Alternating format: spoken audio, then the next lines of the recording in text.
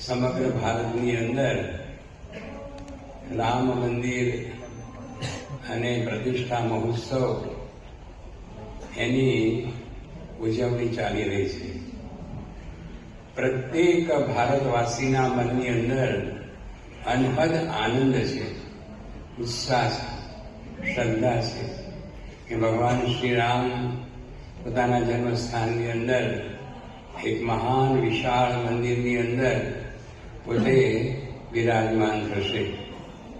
કોઈને આની કલ્પના નહોતી, કારણ કે ઘણા સમયથી કહેવાય છે કે છેલ્લા 500 વર્ષથી આ સંઘર્ષ ચાલતો હતો. લગભગ 80 જેટલા તો યુદ્ધો થયા હતા અને 4 લાખથી વધારે મનુષ્યો આમાં હણાયા હતા. આટલા બધા સંઘર્ષ પછી આ રીતે જમીન પ્રાપ્ત થવી અને ત્યાં જ મંદિર થવું એક જેને કહીએ કે લોકોના મનમાં હતું કે થશે કે નહીં થાય. 1968ની અંદર પૂજ્ય યોગીજી મહારાજ સાથે અમે બધા સંતો, પૂજ્ય મહંત સ્વામી મહારાજ સાથે હતા, પૂજ્ય ડૉક્ટર સ્વામી સાથે હતા, અન્ય લગભગ 18 સંતો અમે હતા અને બધા હરિભક્તો હતા. અને અમે કલકત્તાથી બનારસ અને બનારસથી પછી અયોધ્યા ગયા હતા. અને સવારના પોરમાં ત્યાં આગળ પછી રામગઢી અને બધે દર્શન કરીને યોગીજી મહારાજ કે આપણે રામ જન્મસ્થાન ઉપર જઈએ. તે વખતે ત્યાં આગળ એટલો બધો ચોકી ફેરો નહોતો અને ત્યાં આગળ બધા ભક્તો રામધૂન કરતા હતા. રાત દિવસ અખંડ રામધૂન ત્યાં આગળ ચાલતી હતી. એ વખતે યોગી બાપા કે ચાલો આપણે પણ રામધૂન કરીએ અને પોતે ત્યાં આગળ બેસી ગયા. બધા સંતો પણ બેઠા અને લગભગ અડધો કલાક સુધી રામધૂન કરેલી. તો આપણે જાણીએ છીએ કે યોગીજી મહારાજ જેવા એક મહાન સંત, ગુણાતીત સંત, વચન સિદ્ધ પુરુષ, હવે એમણે જ્યારે ત્યાં આગળ આ પ્રકારે પ્રાર્થના કરી, પૂજ્ય પ્રમુખ સ્વામી મહારાજ, પૂજ્ય મહંત સ્વામી મહારાજ, પૂજ્ય ડૉક્ટર સ્વામી બધા ભેગા હતા. બધા સંતોએ પ્રાર્થના કરી અને આજે આપણને જોવા મળે છે કે આવા બધા અનંત ભક્તો અને સંતો એની પ્રાર્થનાથી આજે આ કાર્ય થયું છે. અને રામ જન્મભૂમિ ઉપર આજે ભવ્ય નિર્માણ થઈ રહ્યું છે. અને આવતીકાલે ત્યાં આગળ ભગવાનના બાલક સ્વરૂપની ત્યાં કાલે સવારે 12:30 વાગે પ્રતિષ્ઠા પણ થશે. આપણા સંતો પણ ત્યાં ગયા છે. પૂજ્ય અક્ષરધર સ્વામી, બ્રહ્મવિહારી સ્વામી, પછી ભદ્રેશ સ્વામી, મુનિવત્સલ સ્વામી, આપણા 10 સંતો છે ત્યાં આગળ. અને સાથે સાથે સ્વામિનારાયણ સંપ્રદાયના પણ 50 સંતો ત્યાં આગળ છે. એવી રીતે લગભગ 3,000 થી 4,000 સંતો અને 3,000 થી 4,000 મહેમાનો એ બધાની ઉપસ્થિતિની અંદર આવતીકાલે બપોરે ત્યાં પ્રતિષ્ઠા થશે ભગવાનના બાલક સ્વરૂપની. આ એક હિન્દુ ધર્મનો સર્વોત્તમ વિજય કહેવાય, કારણ કે જે સાચી વસ્તુ છે, જે સાચી વાત છે એ હંમેશા સત્ય ઠરે છે અને એનું પરિણામ આપણને એ જોવા મળે છે. તો રામ જન્મભૂમિ ઉપર અદ્ભુત મંદિર થઈ રહ્યું છે. અત્યારની સરકારને પણ ખૂબ ઉત્સાહ છે, યુપીની સરકારને પણ ખૂબ ઉત્સાહ છે.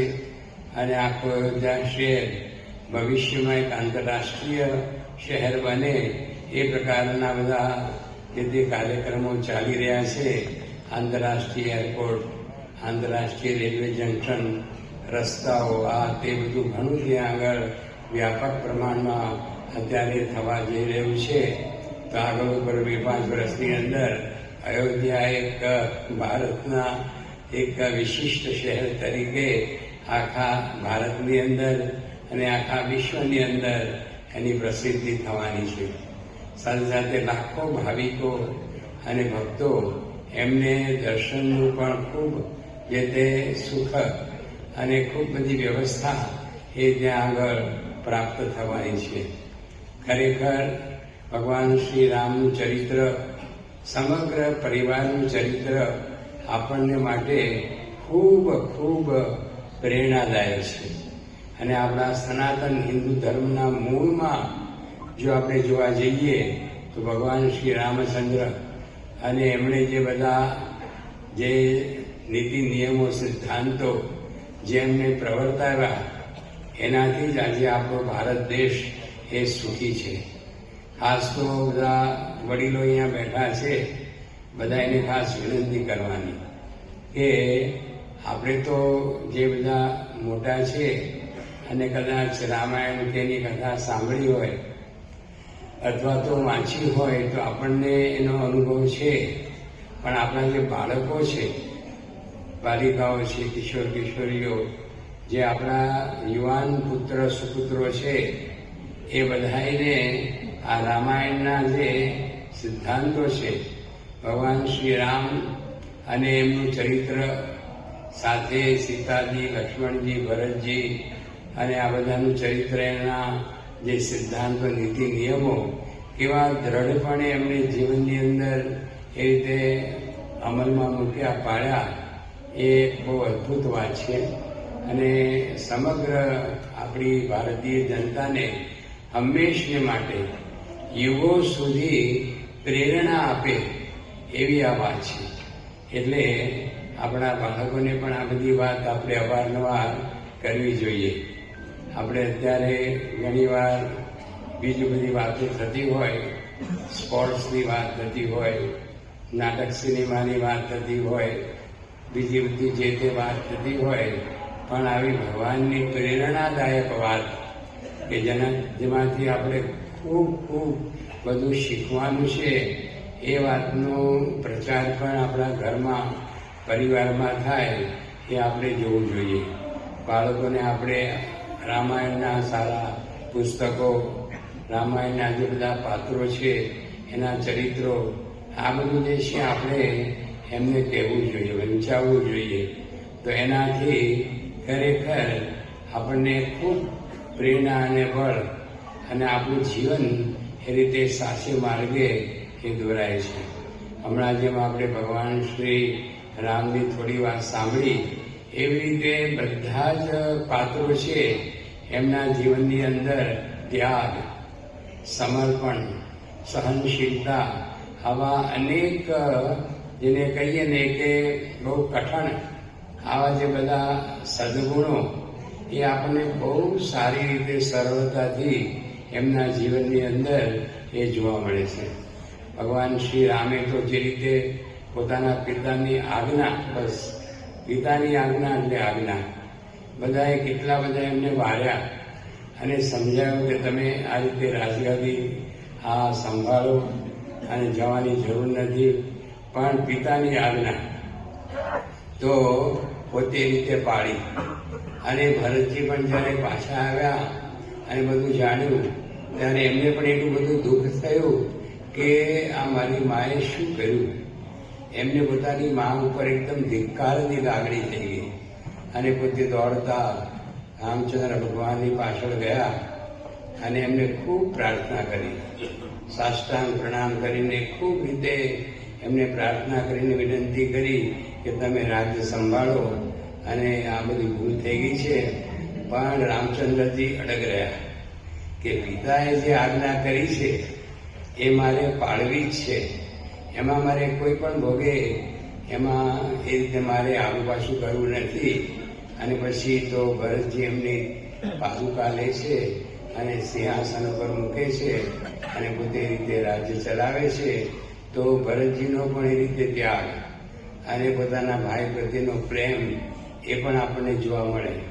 સીતાજી પણ એમના જીવનની અંદર જે પતિવ્રતાપણું, એ પોતાના પતિની પાછળ પાછળ, હવે તો રાજકુમારી, કોઈ દિવસ એમણે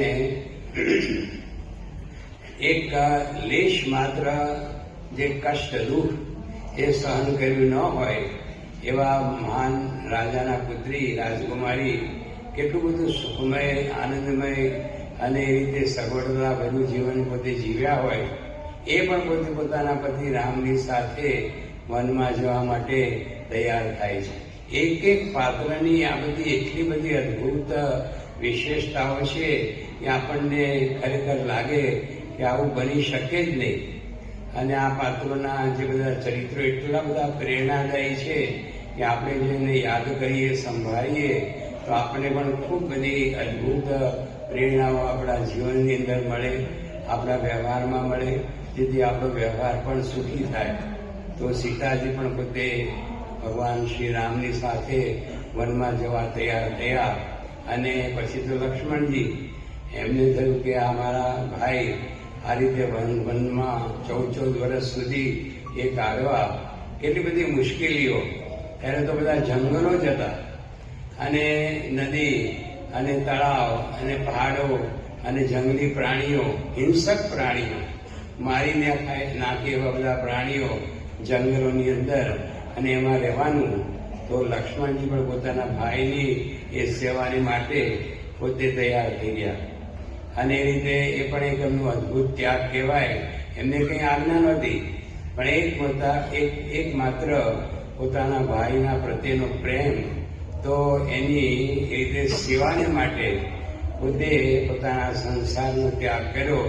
તો સાથે એમના પત્ની જે ઉર્મિલા, એમણે પણ ખૂબ એ રીતે જે દેહનો ત્યાગ પણ કહે છે. ઘણા સાહિત્યકારો તો ઉર્મિલાનો ત્યાગ ખૂબ એ રીતે એની પ્રશંસા કરે છે કે તો કોઈ જગ્યાએ ક્યાંય એને આમ જેને જોવા જઈએ કે સાંધો નથી, પણ તોય તે એ લક્ષ્મણજીને ખૂબ રાજી ખુશીથી રજા આપે છે આ રીતે સાથે જવાની. અને આ રીતે એક એક પાત્ર, હનુમાનજી, એમની સેવા, અદ્ભુત સેવા. હનુમાનજી એક આદર્શ સેવક તરીકે આજે પણ આપણા દેશની અંદર એ પૂજાય છે. અને હનુમાનજીની જે સેવા છે એની આ રીતે સૌ પ્રશંસા એ કરતા હોય છે. તો હનુમાનજીની સેવા પણ બહુ જ દ્રષ્ટાંતરૂપ છે. એમની સેવા, એના પણ આપણે એ રીતે એ પ્રસંગો એને જાણીને આપણે પણ એ રીતે સેવા ભાવના આપણા જીવનમાં કેળવીએ, એ પણ બહુ જેને કહીએ કે જરૂરી છે. તો આ રીતે રામાયણના દરેક પાત્ર એમના જીવનની અંદર ત્યાગ, બલિદાન અને આ રીતે સહનશીલતા, સેવા, ભક્તિ, નીતિ, નિયમ, આપણા હિન્દુ ધર્મની અંદર, સનાતન ધર્મની અંદર જે નીતિ નિયમો અને આ જે સેવા ભાવના, ભક્તિ અને ત્યાગ અને સહનશીલતા, આ બધા જે ગુણો આજ દિવસ પર્યંત જે કંઈ સમાજમાં થોડા ઘણા પણ પ્રવર્તી રહ્યા છે, એના મૂળમાં રામાયણ અને ભગવાન શ્રી રામ અને એમનો પરિવાર, એમનો વ્યવહાર એ ખરેખર અત્યંત કારણભૂત છે. તો એ રીતે ભગવાન શ્રી રામનો આપણે જેટલો મહિમા સમજીએ એટલો ઓછો છે. અને એમના જન્મસ્થાન ઉપર અદ્ભુત મંદિર બની રહ્યું છે. પૂજ્ય અક્ષરવત્સલ સ્વામીનો ગઈકાલે ફોન હતો કે મંદિર ખૂબ સુંદર એનું નિર્માણ કાર્ય ચાલી રહ્યું છે. અને મંદિર બહુ અદ્ભુત છે. અને હજુ જો કે પૂરું થયું નથી, હજી એકાદ વર્ષ લાગશે પૂરું થતા, પણ આખી ડિઝાઇન અને બધું એ અદ્ભુત છે. અને આપ સૌ પણ જોતા હશો કે અત્યારે અયોધ્યા શહેર અને મંદિર, એની જે શોભા ખૂબ અત્યંત રીતે ફૂલોથી અદ્ભુત રીતે મંદિર શણગારવામાં આવ્યું છે. અને અયોધ્યાના રસ્તાઓ અને આ બધું જે સુંદર રીતે ત્યાં આગળ સજાવવામાં આવ્યું છે.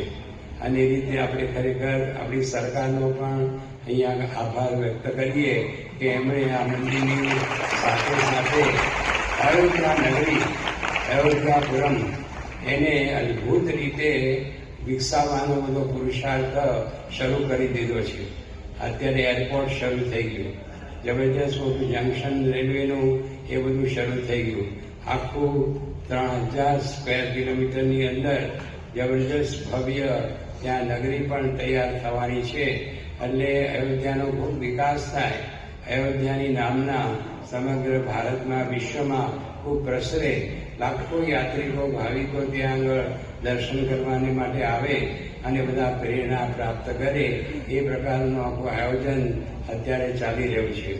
આપણે બધા પણ ખૂબ ભાગ્યશાળી છીએ કે આપણી હયાતીની અંદર આપણી નજર સમક્ષ આ કાર્ય થઈ રહ્યું છે. આવતીકાલે પણ આપણે અહીંયા આગળ બહુ સરસ ઉત્સવ રાખ્યો છે, એની જાહેરાત થશે તો એમાં પણ આપણે ખાસ ભાગ લઈએ એ બધાને વિનંતી.